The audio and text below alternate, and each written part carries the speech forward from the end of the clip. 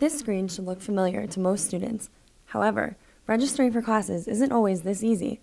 With registration coming up at the end of the semester, students are assigned a date and time at which they are eligible to register for their courses. However, everything does not always go according to plan. Either the classes that I need to take are already filled even as a junior, or it just won't load and I have to wait until it decides to be okay. So it really doesn't matter when my registration appointment is. It's more when the website wants to work. Every student has an advisor to guide them through the registration process. But as the years progress, upperclassmen are less inclined to schedule an appointment.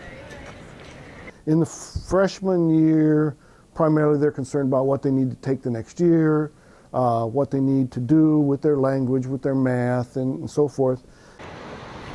One of the most common problems students face when registering is not getting into the classes that they need.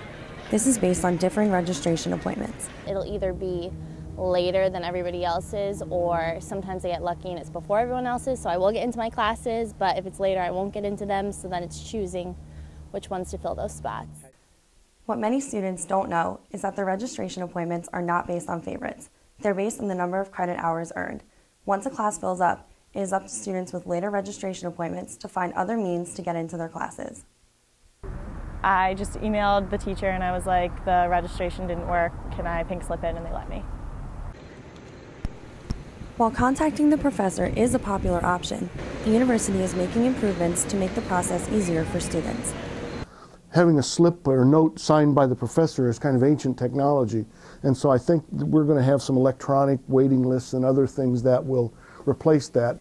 Here's some advice for upcoming registration. Make sure you know the date and time of your appointment. Schedule an appointment with your advisor, secure a spot in your most important class first, and always have a backup plan. With these tips in mind, students should have a much easier registration experience. Nora for UD News.